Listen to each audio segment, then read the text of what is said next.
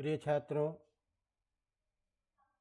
प्रौढ़ मनोरमा का अपना प्रकरण चल रहा है, जिसमें क्रमिक संज्ञा प्रकरण के जो पाठ्यक्रम में निर्धारित है पाठ्य बिंदु, उसकी चर्चा कर रहे हैं। तो इससे पहले अन्योन्याश्रय दोष को दूर करने के लिए क्या क्या उपाय हो सकते थे, जिसकी चर्चा की। लेकिन वो उपाय सही नहीं होने के कारण भट्टोजीदीक्षित ने जो हलंत्यम सूत्र की आवृत्ति की है वही ठीक है। इस सिद्धांत के साथ अन्योन्याश्रय दोष, उसके परिहार और उसके संबंधित उपायों के बारे में पूरी चर्चा हमने की थी। आज हमारे सिलेबस में जो अगला पाठ्य बिंदु है वो है उपदेश पदार्थ। उपदेश का क्या अर्थ है, उपदेश का क्या विग्रह करते हैं, किस विग्रह में कौन सा प्रत्यय लग कर के उपदेश शब्द को स्वीकार किया गया है, आचार्यों का उपदेश के विषय में क्या क्या मत है, इन सारी चीज़ों के ऊपर में आज हम चर्चा करेंगे। तो जब हम हलंत्यम सूत्र पढ़ते हैं तो उसकी वृत्ति में लिखा जो हमारा प्रथम हलंत्यम सूत्र है, उपदेशे अंत्यम हल इत स्यात्। तो इस सूत्र के वाक्यार्थ बोध के लिए प्रत्येक पदों के अर्थ का ज्ञान पहले आवश्यक है। तो हल पदार्थ क्या है, इसकी चर्चा हमने पहले की है। हलंत्यम सूत्र से पहले उपदेशे अजन्मनासिक इत सूत्र है, जिससे हलंत्यम सूत्र में उपदेशे इसकी अनुवृत्ति आती है। तो हलंत्यम सूत्र का अर्थ होता उपदेशे अंत्यम हल इत स्यात्। उपदेश में जो अंतिम हल वर्ण होता है उसकी इत संज्ञा होती है। तो ऐसी स्थिति में उपदेशे अंत्यम हल इत स्यात् में इस अर्थ को जानने के लिए उपदेश पदार्थ क्या है, इसको जानना जरूरी है। जब तक उपदेश का ज्ञान हमें स्पष्ट नहीं होगा, हल्का ज्ञान रहने पर भी कहाँ हम इत संज्ञा करेंगे अंतिम हल वर्ण की, उपदेश पद से किसको लिया जाएगा, ये ज्ञान नहीं होने के कारण सूत्र कार्य नहीं कर सकता है। अतः उपदेश पदार्थ क्या है, इसको समझना आवश्यक है। इसीलिए ग्रंथकार भट्टोजीदीक्षित ने उपदेशे अंत्यम हल इत स्यात् ये वृत्ति लिखने के बाद उपदेश पदार्थ का तुरंत निर्वचन करते हैं, उपदेश आद्योच्चारणम। तो उपदेश की परिभाषा करते हुए, अर्थ बताते हुए भट्टोजीदीक्षित कहते हैं उपदेश आद्योच्चारणम, अर्थात उपदेश जो है वो आद्योच्चारण है। आद्योच्चारण को उपदेश कहते हैं। तो यह जो अर्थ है उपदेश का अर्थ आद्योच्चारण, इसका क्या मतलब है? तो आद्योच्चारण में यहाँ समास है। समास होने से इसका अर्थ क्या करेंगे? विग्रह क्या होगा? तो कहेंगे आद्यम च तत् उच्चारणम आद्योच्चारणम। आद्यम च तत् उच्चारणम, जो उच्चारण आदि हो। इस समास के द्वारा हम आद्योच्चारण का अर्थ समझते हैं, जिसको हिंदी में कहें प्रथम उच्चारण। तो आद्यम च तत् उच्चारणम, ऐसा उच्चारण जो प्रथम हो उसको उपदेश कहते हैं। तो आद्योच्चारण में प्रथम उच्चारण को उपदेश कह करके ये बताया गया कि भाई उपदेश एक क्रिया है, उच्चारण की क्रिया, और उस उच्चारण क्रिया का रूप है जो आद्य हो। तो आद्य का मतलब फिर समझना जरूरी हो गया कि आद्य किसे कहते हैं। तो अन्य विशेष व्याख्या न करके आद्य का मतलब हम समझते हैं कि अज्ञात स्वरूपस्य शब्दस्य स्वरूप ज्ञापकत्वम। ऐसा शब्द, ऐसी चीज़ें जिसका स्वरूप, जिसका बोध हमें पहले नहीं था, उसका जो प्रथम ज्ञान कराया गया, प्रथम उसके स्वरूप का बोध जो कराया गया, ऐसा जो उच्चारण है उसी को हम प्रथम उच्चारण यहाँ व्याकरण में लेते हैं। तो अज्ञात स्वस्वरूप बोधकत्व जहाँ रहेगा, स्वस्वरूप का ज्ञापकत्व जहाँ रहेगा, तो जिस रूप के, जिस स्वरूप का ज्ञान पहले नहीं था, उस स्वरूप का ज्ञान कराने के लिए जो प्रथम उच्चारण किया गया वही आद्योच्चारण है। तो कहा कि भाई ये अर्थ आप उपदेश का करते हैं, ये अर्थ कैसे होगा, कैसे आपने किया ये अर्थ? तो कहते हैं कि उपदेश शब्द में उपसर्ग है और दिश धातु है। तो उपसर्ग पूर्वक दिश धातु से यहाँ भाव अर्थ में घय प्रत्यय होता है। तो उपशब्द जो उपसर्ग जो लगा है वह आद्यर्थक है, माने उपसर्ग आदि अर्थ का द्योतक है। उपसर्गानाम वाचकत्वम द्योतकत्वम वा। तो उपसर्ग का उपसर्ग का अर्थ है यहाँ आद्य। और दिश धातु में भाव अर्थ में घय प्रत्यय लगा है। तो दिश धातु से भावे, इस सूत्र से घय प्रत्यय करने पर घय का अनुबंध लोप होने से अशेष बचेगा। दिश में जो ई है वो लघु पद है, गुण कर देंगे ए हो जाएगा, तो उपदेश बनेगा। चूँकि प्रत्यय जो है ये भाव अर्थ में है, भाव क्रिया को कहते हैं, तो इसीलिए कैसी क्रिया? तो दिश का अर्थ करते हैं उच्चारण। तो दिश धातु जो है वो उच्चारण क्रियार्थक है, जिसमें भाव अर्थ में घय प्रत्यय लगा हुआ है।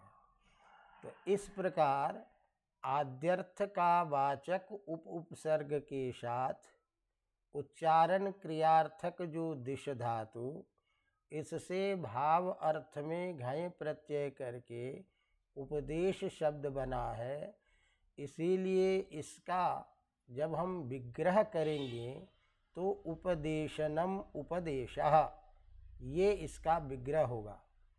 ध्यान रखिएगा, ये उपदेशनम उपदेशः भाव अर्थ में घय प्रत्यय करने पर ये विग्रह माना जाता है।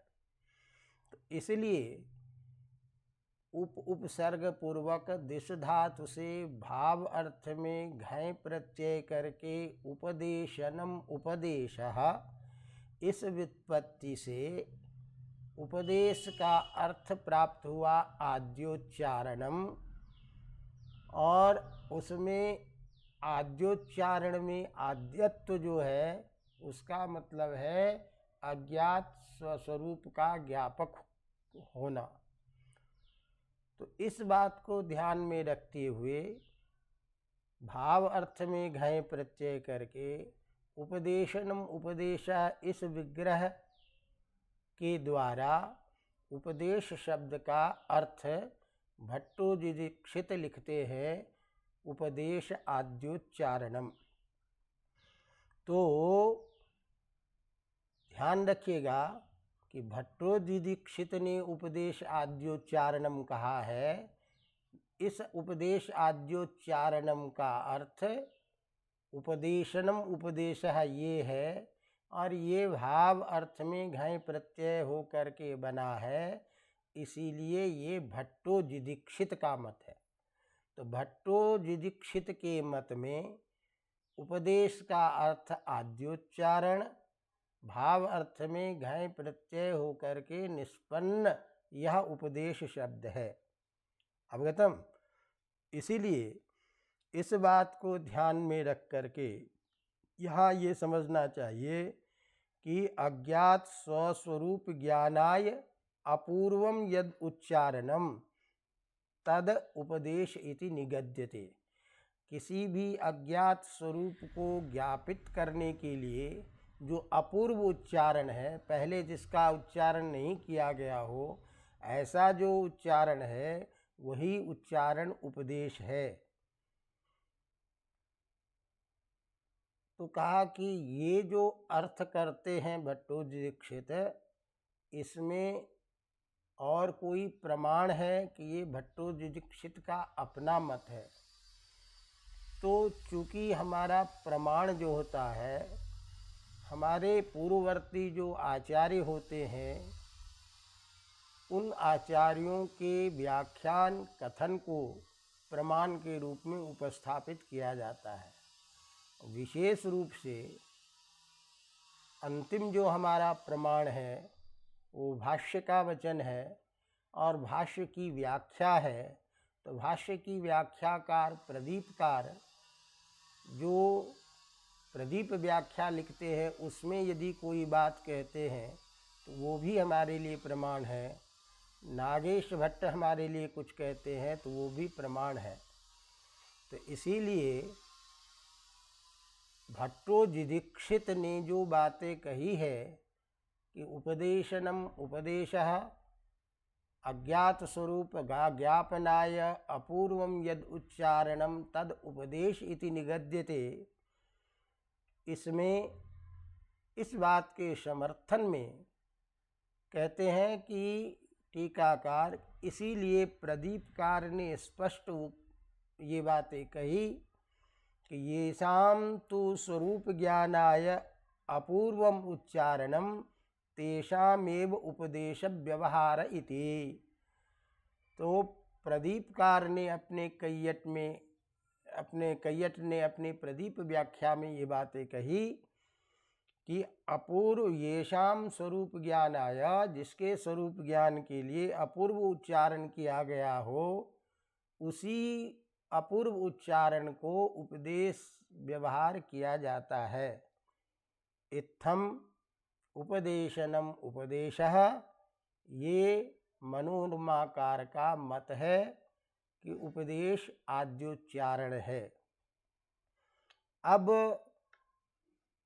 चूँकि मनोरमाकार ने पहले अपने मत को स्थापित कर दिया और इस उपदेश के विषय में जो अन्य चीज़ें कही गई है उसकी व्याख्या करने के लिए प्रवृत्त होते हैं।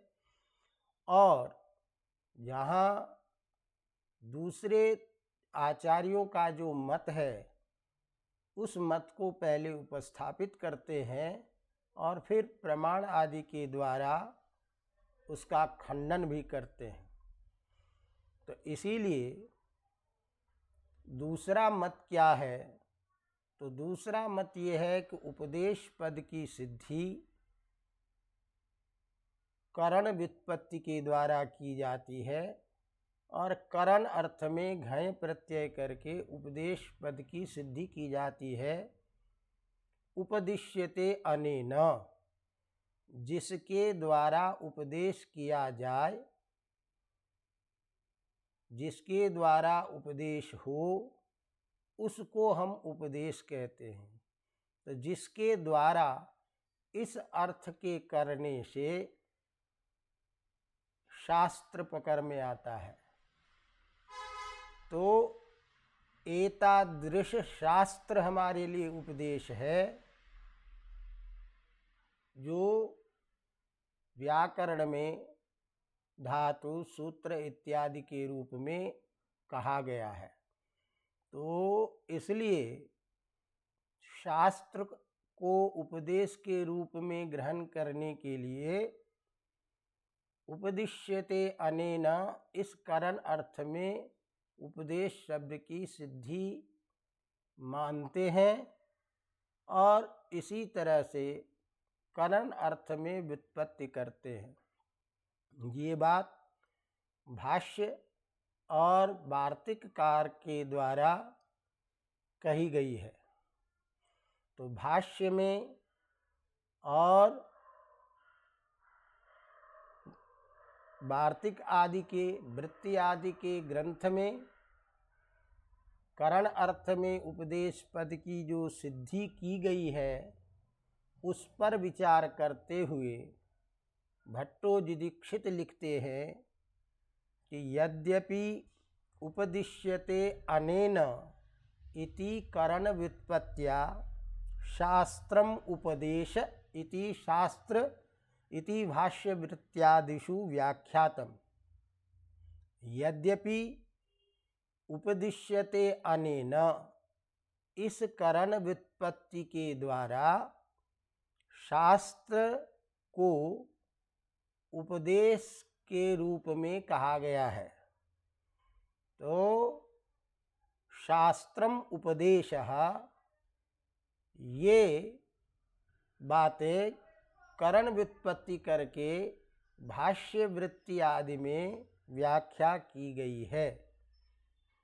तो यद्यपि से उसका प्रारंभ करते हैं और तथापि से अरुचि दिखाते हैं।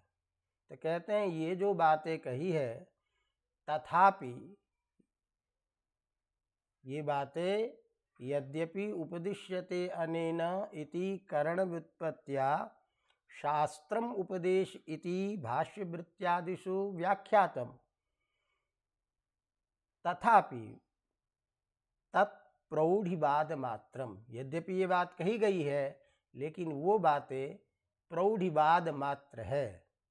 जैसे लगता है जबरदस्ती कथन है, जिद में आकर के कहा गया कथन है, तत्प्रौढ़िवाद है। तो भाष्य वृत्ति आदि में जहाँ करण व्युत्पत्ति के द्वारा उपदिश्यते अनेन इस विग्रह में घय प्रत्यय करके शास्त्र को उपदेश के रूप में कहा गया है, व्याख्या की गई है, वो कथन प्रौढ़िवाद मात्र है, हठात कथन है, बलात् कथन है, जबरदस्ती कथन है। वस्तुतः स्वाभाविक उपदेश पद का वह अर्थ नहीं है। ये भट्टोजीदीक्षित का मत है। तो अब यहाँ ये बातें जो कही गई है इसमें कुछ बातें यद्यपि व्याख्यान की दृष्टि से थोड़ा विस्तृत हो जाएगा, लेकिन उसको छांटते हुए संक्षेप में उस मूल बात को आपको समझाने का प्रयास करता हूँ कि ये बातें भाष्यवृत्ति आदि में कहाँ कही गई है, जो प्रौढ़िवाद मात्र है, क्यों कही गई, किस कंडीशन में कहना पड़ा। तो उपदेशे अजन्मनासिक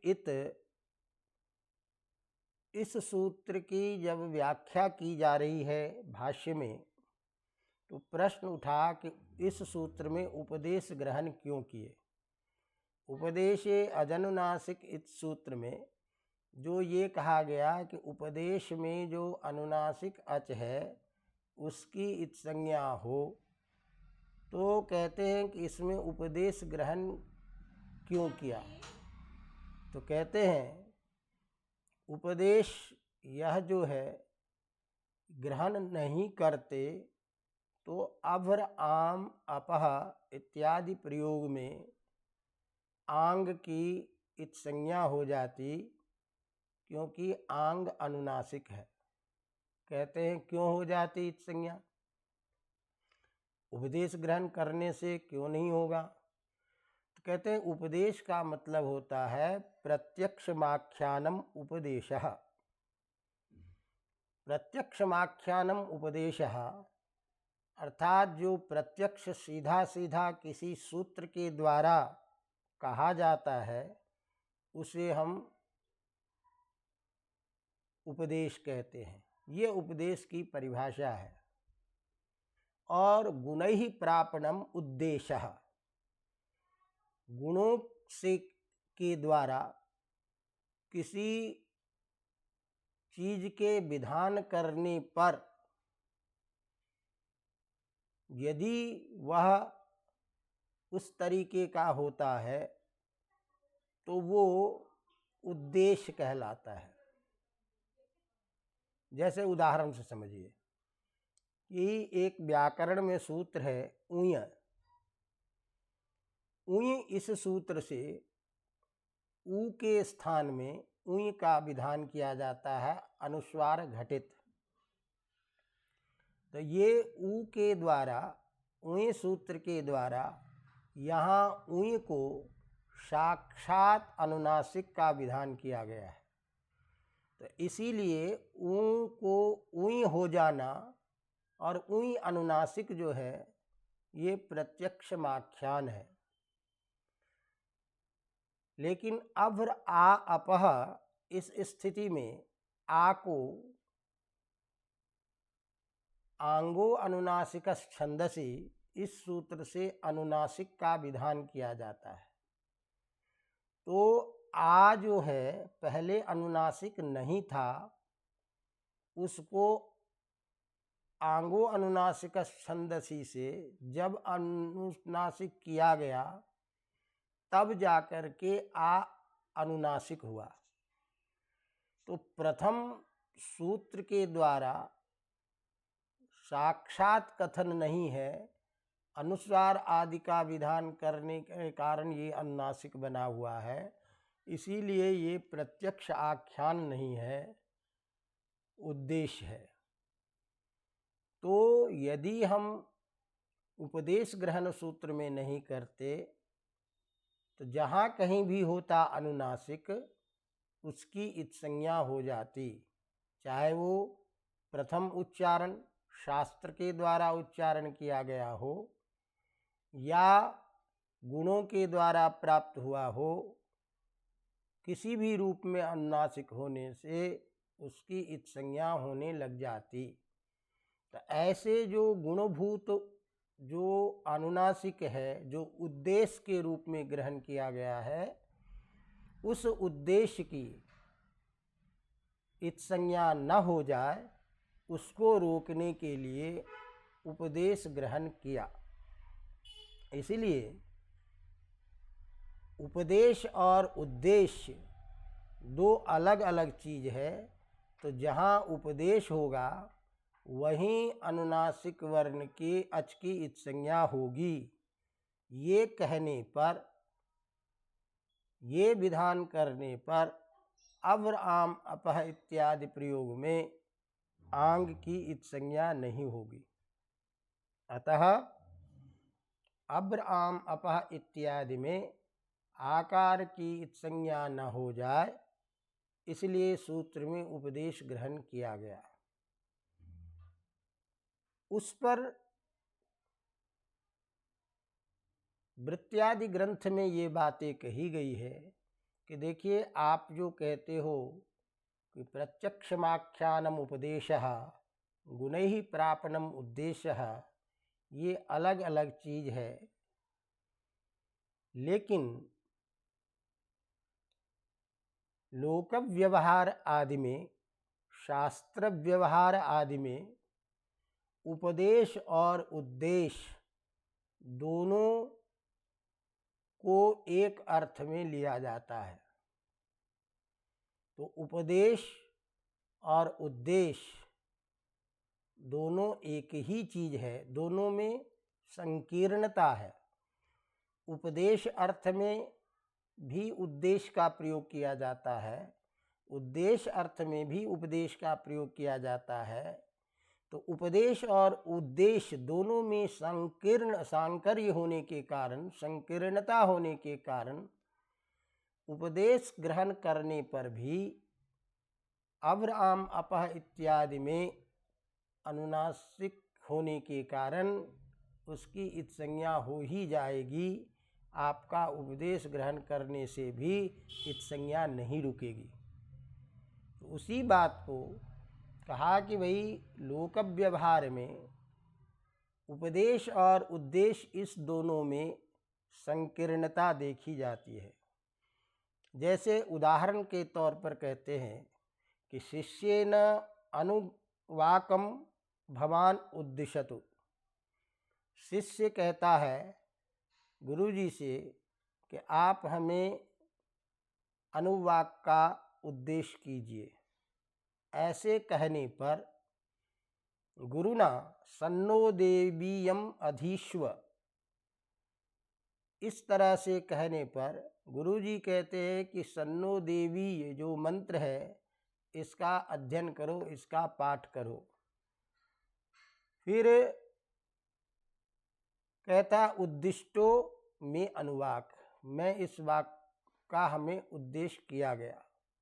तो इस तरह से शास्त्रीय व्यवहार में भी ये हम देख रहे हैं कि उद्देश्य शब्द का, जबकि यहाँ उपदेश किया गया है और उद्देश्य शब्द का प्रयोग होता है।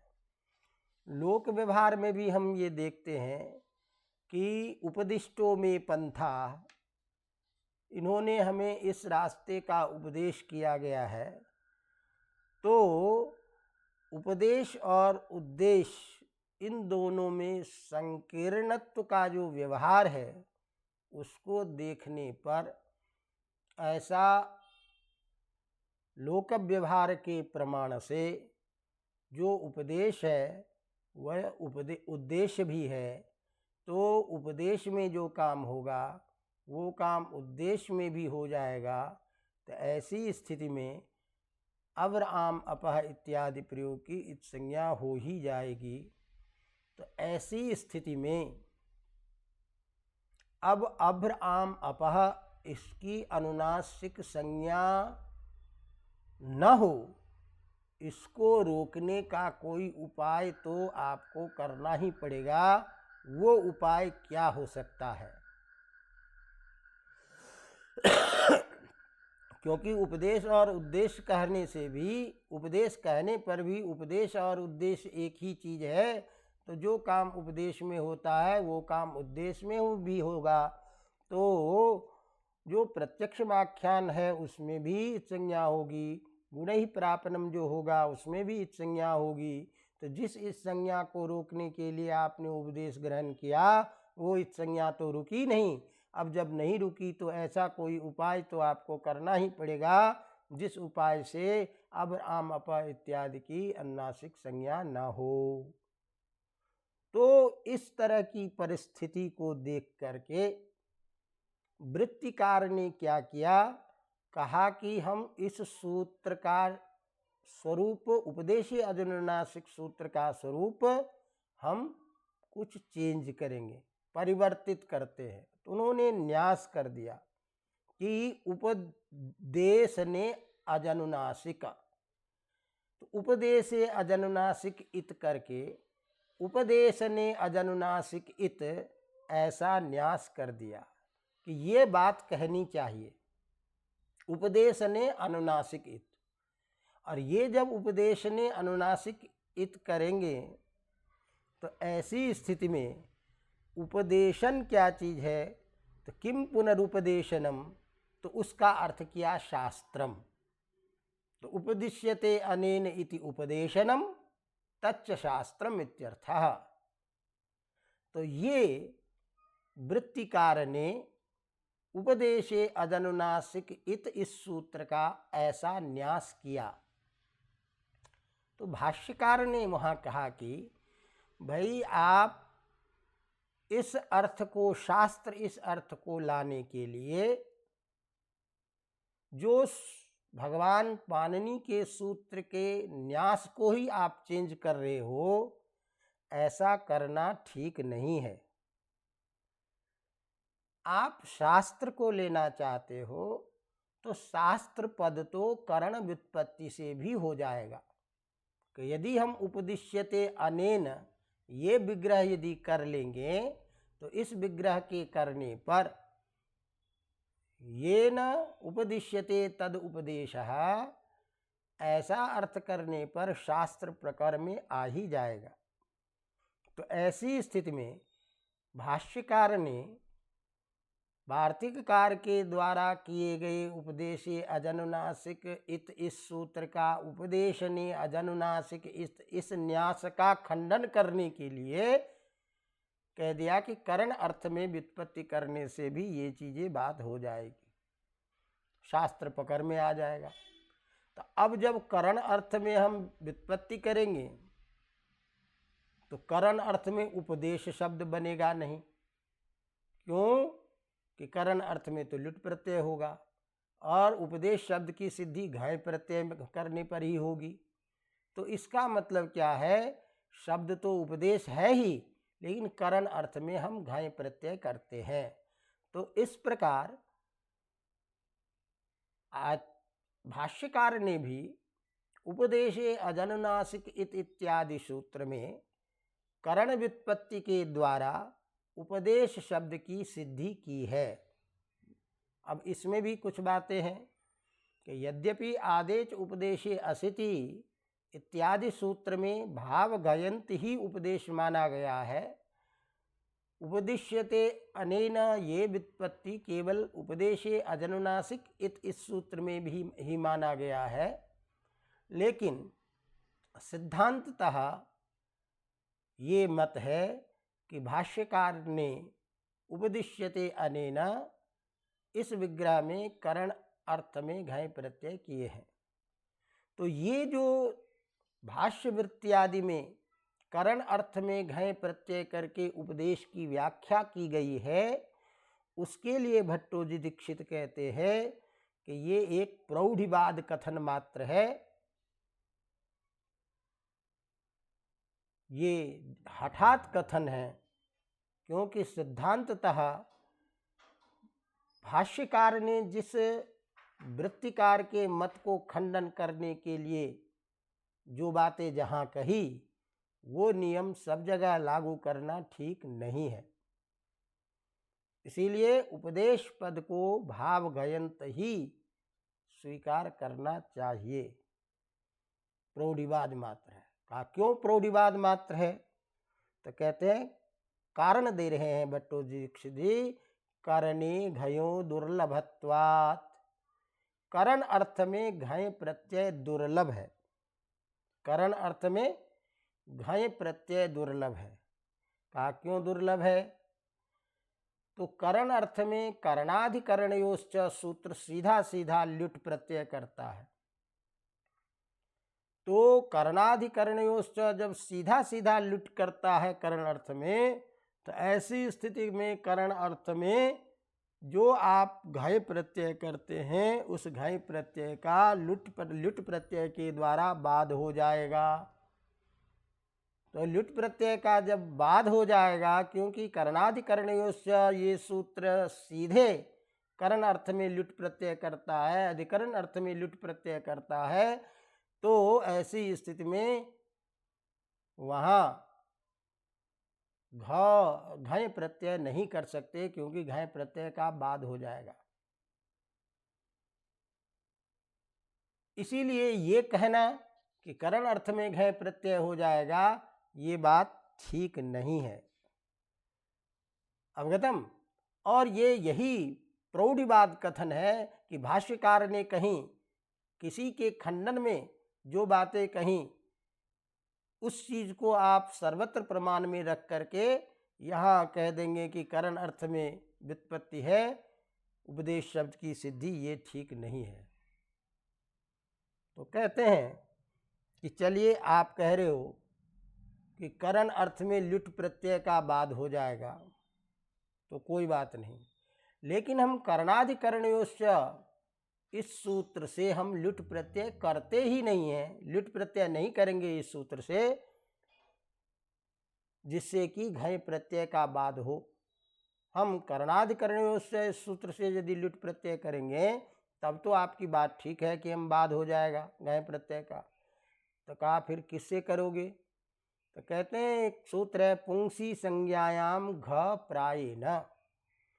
पुंसी संज्ञायाम घ प्रायेण, तो यहाँ सूत्र कहता है पुल्लिंग में संज्ञा अर्थ में प्रायः घ प्रत्यय होता है। इसका अर्थ ये है, पुंसी अर्थ में पुंलिंग में संज्ञा अर्थ होने पर प्रायः घ प्रत्यय होता है। तो प्रायः इस बात के कहने से ये निकला कि हमेशा नित्य होता है, ऐसी बात नहीं है। कहीं कहीं और संज्ञा में भी घ प्रत्यय हो जाता है। नहीं समझे मेरे बात? तो आप यहाँ ये भी प्रश्न नहीं कर सकते कि पुंसी संज्ञायाम घ प्रायेण, इस सूत्र से हम घय प्रत्यय कर देंगे संज्ञा अर्थ में। संज्ञा अर्थ में कर नहीं सकते, क्योंकि उपदेश यह किसी के द्वारा संज्ञा नहीं कही गई है। तो पहले तो पूर्व पक्ष में ये जब कहा कि पुंसी संज्ञायाम घ प्रायेण, इस सूत्र से हम संज्ञा अर्थ में घ प्रत्यय कर देंगे, तो भट्टोजी दीक्षित कहते हैं कि संज्ञा अर्थ में कर नहीं सकते, क्योंकि ये असंज्ञात्वात्, उपदेश जो है ये संज्ञा है ही नहीं। कहा क्यों संज्ञा नहीं है? शास्त्रकार ही अनुक्तत्वात्, शास्त्रकार के द्वारा ये तथा ऐसा नहीं किया गया है। समझेंगे नहीं? तो इसलिए कहा कि कोई बात नहीं, संज्ञा नहीं है तो क्या होगा? इस सूत्र का अर्थ ये है कि घ प्रत्यय प्रायः होता है, संज्ञा अर्थ में घ प्रत्यय प्रायः होता है। तो संज्ञा अर्थ में घ प्रत्यय होता है प्रायः। इस प्रायः का मतलब हो गया कि कहीं कहीं प्रायेण इति कथनेन क्वचिद असंज्ञायाम अपि भवति। तो उपदेश यदि संज्ञा नहीं है, तब भी यहाँ असंज्ञा में अर्थ होने पर भी इस सूत्र में प्रायेण के बल पर हम घ प्रत्यय घय प्रत्यय कर देंगे। तो कहते हैं कि प्रायेण संज्ञायाम घय, प्रायः संज्ञा में प्रायः इस पद को लेकर के क्वचिद असंज्ञायाम अपि घ भवति घय भवति इति व्याख्यानम क्लिष्टम। ये बहुत क्लिष्ट व्याख्यान आपने कर दिया। तो ये जो व्याख्यान है, इस व्याख्यान के क्लिष्ट व्याख्यान होने के कारण ये बात ठीक नहीं है कि क्वचिद असंज्ञायाम अपि घय प्रत्यो भवति। तो कहा क्लिष्टत्व क्या चीज है भाई? तो उसी बात को मूल में लिखते हैं, न च घ संज्ञायाम, घय प्रत्यय के जगह हम घ प्रत्यय भी नहीं कर सकते। पुरुषी संज्ञायाम घ प्रायेण, इस सूत्र से घ प्रत्यय भी नहीं करेंगे। कहा क्यों नहीं करेंगे? घ का भी अशेष बचेगा, उपदेश बन जाएगा। तो कहा असंज्ञात्वात्, ये संज्ञा नहीं होने के कारण। तो कहा कि हम व्याख्यान करेंगे प्रायेण संज्ञायाम इति, प्राय संज्ञा में होता है, क्वचित असंज्ञायाम अपि भवति। तो एतादृशस्य व्याख्यानस्य क्लिष्टत्वात्, तो पहला हेतु दिया कि ये व्याख्यान करना क्लिष्ट है, इसीलिए ये क्लिष्ट होने के कारण नहीं करते। तो भाई क्लिष्टत्व क्या चीज़ है, क्या क्लेश है इस तरह की व्याख्या करने में? तो कहते हैं कि देखिए, जहाँ गुण और प्रधान एक साथ हो, गुण माने गौण और प्रधान एक साथ हो, और जहाँ प्रधान किसी विशेषण में साकांक्ष हो, वहाँ अप्रधान जो है उस अप्रधान में विशेषण का अन्वय करना उपयुक्त नहीं है, ठीक नहीं होता है। अर्थात जहाँ कोई गुण और प्रधान दोनों चीज हैं, और प्रधान यदि किसी विशेषण में साकांक्ष है, तो उस विशेषण को अप्रधान के साथ में अन्वय करना ये क्लेश है। अवगतम? तो तात्पर्य क्या निकला कि यदि किसी स्थल पर कोई गौण भी है और एक प्रधान भी है, और दोनों यदि एक साथ उपस्थित होता है, तो वहाँ यदि प्रधान जो है वो विशेषण में साकांक्ष है, तो उसको छोड़ करके अप्रधान में विशेषण का अन्वय करना ठीक नहीं है। यहाँ भी क्या स्थिति है कि पुंसी संज्ञायाम घ प्रायेण, इसमें घ ये जो है प्रथमांत पद है, और प्रथमांत पद होने से ये प्रधान है। असंज्ञायाम पुंसी ये दोनों सप्तम्यंत है, तो सप्तम्यंत जो है इसीलिए ये अप्रधान है। तो प्रायेण जो विशेषण है, इस प्रायेण विशेषण का घ प्रत्यय के साथ अन्वय होगा, तो अर्थ होगा प्रायेण घ प्रत्यय भवति संज्ञायाम पुंसी। तो इसका मतलब संज्ञायाम पुंसी प्रायेण घ प्रत्यय भवति, इसका मतलब अधिकतर घ प्रत्यय होता है संज्ञा अर्थ में पुल्लिंग में। इसका मतलब कहीं कहीं घ से प्रत्यय से भिन्न प्रत्यय भी होगा। तो यहाँ प्रत्यय की भिन्नता बता रहे हैं, न कि संज्ञा की प्रायेण से अन्वय करके जो आप कर रहे थे कि क्वचित असंज्ञायाम अपि घ प्रत्ययो भवति, ये अप्रधान के साथ विशेषण का अन्वय कर देना ये कठिन व्याख्यान है, ये व्याख्यान की क्लिष्टता है। अवगतम? इसीलिए क्लिष्टत्व है, क्योंकि यहाँ प्रधान कौन है? प्रथमांत पद घ। तो प्रायेण का अन्वय होगा घ के साथ में, और घ के साथ में जब अन्वय करेंगे तो इसका अर्थ होगा प्रायः घ होता है। इसका मतलब कहीं कहीं घ से अतिरिक्त प्रत्यय भी होता है संज्ञा अर्थ में। ये अर्थ इसका उचित है, न कि संज्ञा के साथ प्रायेण का अन्वय करके ये अर्थ करना उचित होगा कि कहीं असंज्ञा में भी घ होता है। इसीलिए ये एक क्लिष्ट व्याख्यान है। दूसरा भाष्य का भी प्रमाण दे रहे हैं कि नहीं उपाधे उपाधिर्भवति इत्यादिना भाष्यकृता अवहेलनाच्च। भाष्यकार ने कह दिया कि देखो भैया, विशेषण का विशेषण नहीं होता है। तो भाष्यकार ने विशेषण का विशेषण नहीं होता, उपाधि में विशेषण, किसी के लगने से जो अर्थ विशेष का बोधता है वो विशेषण होता है। तो विशेषणम नहीं उपाधिर उपाधिर्भवति, अर्थात विशेषण का विशेषण नहीं होता है, ऐसा कह करके यहाँ भाष्यकार ने इसका तिरस्कार कर दिया है, अवहेलना कर दी है। तो इसलिए इस तरह का यदि आप व्याख्यान करते हैं तो ये व्याख्यान करना अत्यंत क्लिष्ट है। इसीलिए ये कहेंगे कि प्रायेण संज्ञायाम घ प्रायेण संज्ञायाम घ भवति, क्वचिद असंज्ञायाम अपि घ भवति इति व्याख्यानस्य क्लिष्टत्वम्। अब जब कहेंगे कि चलो कोई बात नहीं, इससे नहीं करेंगे, तो एक सूत्र है हलश्च। हलश्च सूत्र है जो घय प्रत्यय कर देता है। जैसे राम शब्द की सिद्धि करते हैं तो रम धात से हलंत होने के कारण हलश्च सूत्र से घय प्रत्यय हो जाता है। तो इसीलिए कहते हैं कि हम हलश्च सूत्र से यहाँ घाय प्रत्यय कर देंगे। यदि आप ये कहते हो कि भाष्यकार ने इसका तिरस्कार कर दिया है और गुण प्रधान के सन्निधान होने पर विशेषण का अन्वय प्रधान के साथ ही होता है, इसीलिए यहाँ घ प्रत्यय नहीं होगा, तो चलो हम हलश्च सूत्र से घय प्रत्यय कर देंगे। तो कहते हैं कि देखो वो भी नहीं कर सकते हैं, क्योंकि उस सूत्र में भी संज्ञा की अनुवृत्ति आती है, उस सूत्र में भी संज्ञा की अनुवृत्ति आती है। इसीलिए घ का अपवाद भूत घ प्रत्यय का अपवाद जो हलश्च इस सूत्र से जो होने वाला घय प्रत्यय है, वो घय प्रत्यय भी नहीं होगा।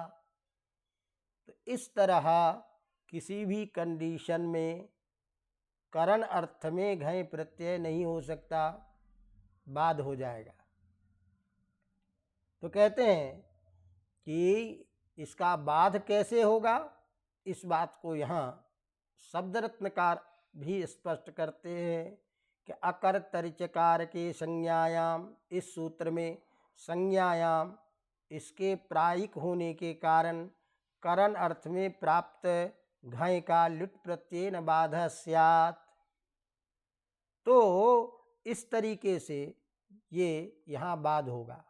अब यदि यहाँ हम एक बात ये करें कि वा स्वरूप विधि के द्वारा विकल्प से बाध करेंगे, क्योंकि वा स्वरूप वो स्त्रियाम सूत्र है, तो वा स्वरूप के द्वारा विकल्प से बाध कर लेगा तो एक पक्ष में बाध होगा, एक पक्ष में नहीं होगा। तो जिस पक्ष में नहीं होगा उस पक्ष में हम घय प्रत्यय कर लेंगे।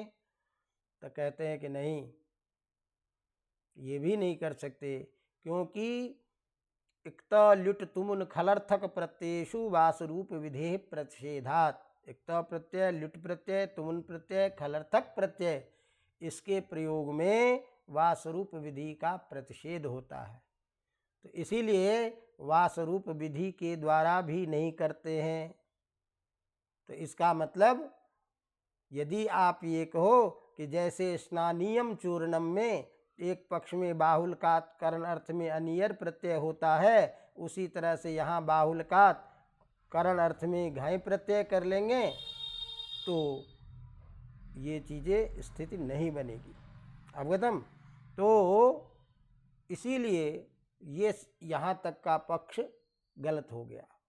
अब कहते हैं कि कोई बात नहीं, चलिए हम बाहुल्कात कर लेंगे।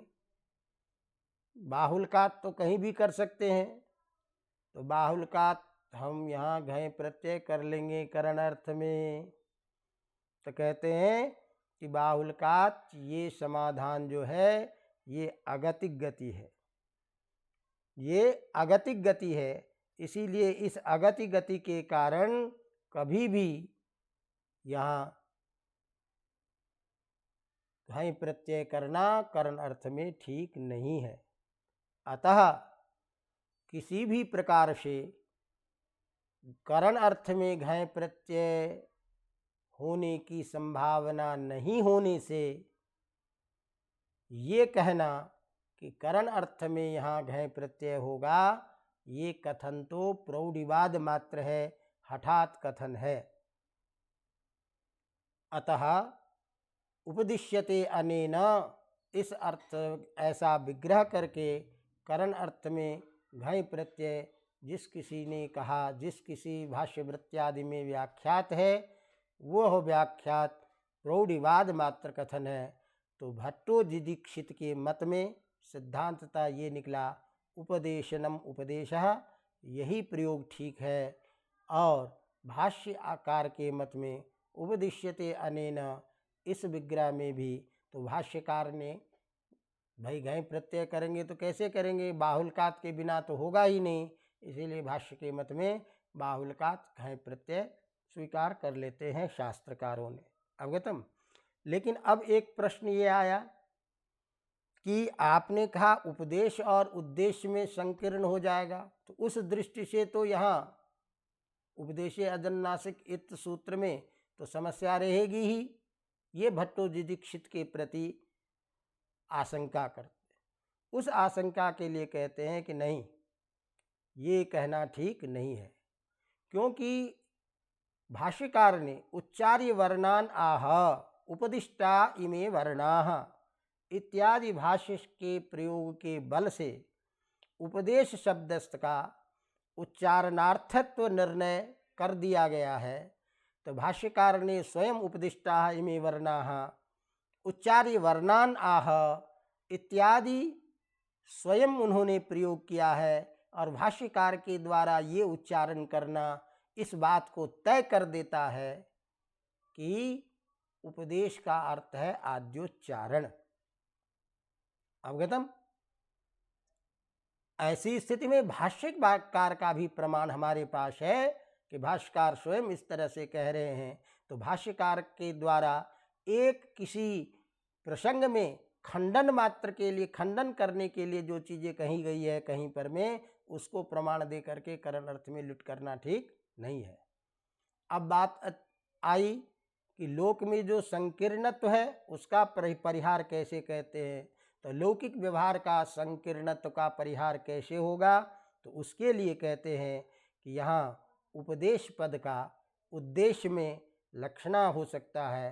तो इस तरह से शक्ति के द्वारा हम उपदेश पद को ही ग्रहण करेंगे, और लक्षणा के द्वारा उपदेश से उद्देश्य का ग्रहण होगा।